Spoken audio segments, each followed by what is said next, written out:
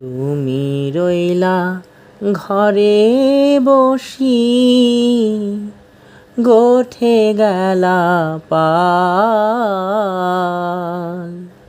তুমি রইলা ঘরে বসি, গোঠে গেলা পাল।